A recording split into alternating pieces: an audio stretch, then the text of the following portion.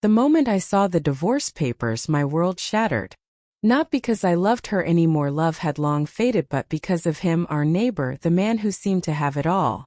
For 3 years, Ethan Caldwell lived next door, a walking portrait of perfection.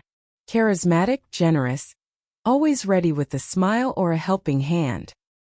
He'd mow our lawn when I worked late, bring over homemade lasagna when Sarah was sick, even fix our leaky faucet without being asked. His wife, Laura, was quiet, almost ghostly, always trailing behind his radiance. They were the couple everyone envied until she vanished, leaving only whispers of a divorce and Ethan, somehow even more charming in his solitude. I'm not proud to admit it, but I was jealous. My marriage to Sarah was a slow bleed.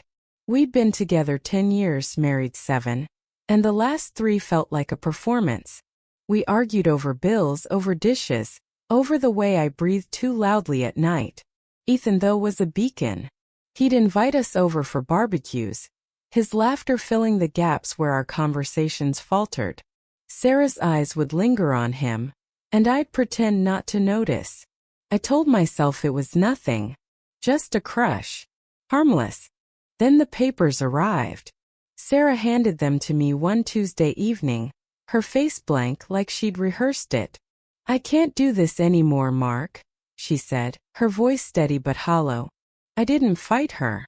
What was there to fight for? We signed the initial documents, agreed to split everything evenly, and I moved into the guest room. The house felt like a museum of our failures, every photo, every knickknack a reminder of what we'd lost. But what stung more was how quickly Sarah seemed to move on. Not with me, not with us, but with him. It started subtly. A week after the papers, I caught her laughing at Ethan's jokes over the fence, her hand brushing his arm. She'd never laughed like that with me, not even in our best days. Then came the late-night texts, her phone glowing as she typed furiously, a smile I hadn't seen in years lighting her face. I'd pass by the kitchen window and see her at his house, sipping wine, her head tilted in a way that used to be reserved for me. "Just friends," she'd say when I asked, her tone daring me to push further. I didn't. I was too tired, too broken. But the whispers in the neighborhood grew louder. Ethan, the perfect husband, had secrets. Laura's departure wasn't as clean as he'd made it seem. At the grocery store, Mrs. Henderson, our nosy retiree neighbor, pulled me aside. "She didn't just leave, Mark," she said, her eyes wide. "There was a fight." Screaming. Police were called. I brushed it off as gossip, but doubt took root. Why had Laura left so suddenly? And why was Sarah, my soon-to-be ex-wife, so drawn to him now? I started watching Ethan closer. His charm was a mask, I was sure of it. The way he'd pause before answering questions about Laura, the way his eyes flickered when her name came up. I dug deeper, driven by a mix of jealousy and something dark, a need to protect Sarah, even if she no longer wanted me. I found an old police report online, buried in public records. A domestic disturbance call 2 years ago at Ethan's address. No charges filed, but the details were chilling. Laura's voice frantic, accusing him of lies. The officer noted Ethan's calm demeanor, almost too calm. I confronted Sarah that night. "He's not who you think he is," I said, showing her the report. She laughed, a sharp, bitter sound. "You're pathetic, Mark. You can't stand that I'm moving on." She stormed out, heading straight to Ethan's. I stood there, alone in our half-empty house, the divorce papers mocking me from the coffee table. Days turned into weeks, and Sarah was gone more than she was home. Ethan's house became her sanctuary, and I was the ghost haunting our old life. But the more I watched, the more I saw cracks in his facade. A late-night argument I overheard through an open window, Ethan's voice low, menacing, Sarah's trembling. A delivery truck dropping off boxes at his place, labeled fragile, but too heavy for glassware. And then the night I saw him digging in his backyard, alone under the cover of darkness. My heart raced. What was he hiding? I should have called the police. Instead, I followed him. One night, when Sarah was at her sister's, I tailed Ethan to a storage unit on the edge of town. He didn't see me, didn't know I was there, watching as he unlocked the unit and pulled out a suitcase. Not just any suitcase, one I recognized. Laura's. The one she'd always carried on their weekend trips. My stomach churned as he opened it, revealing clothes, jewelry, a life packed away. But no body, no blood. Just her things, as if she'd never left. I went home, my mind spinning. Was Laura dead? Had Ethan done something to her?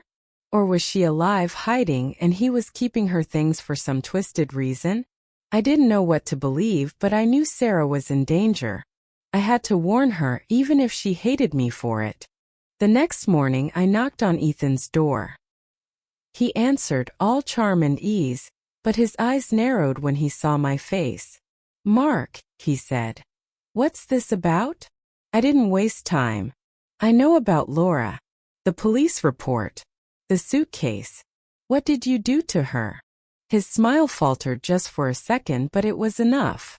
"You're out of your depth," he said, his voice cold. "Go home." I didn't. That night I told Sarah everything. To my surprise, she listened.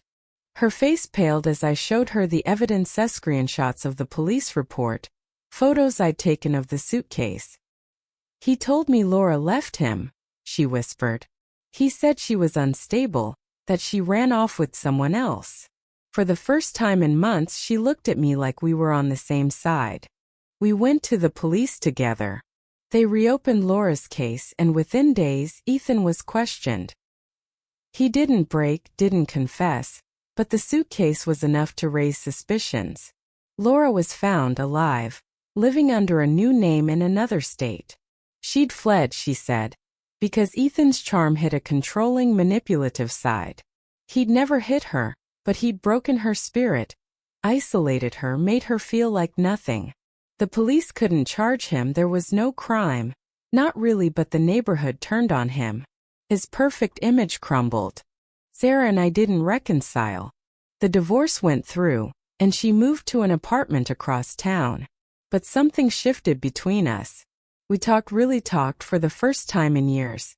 She admitted she'd been lost, chasing Ethan's charm to escape our broken marriage. I admitted I'd given up too easily, let resentment build instead of fighting for us. We weren't in love anymore, but we found respect, maybe even forgiveness. Ethan moved away a month later. His house sold to a young family. The neighborhood felt lighter, like a shadow had lifted.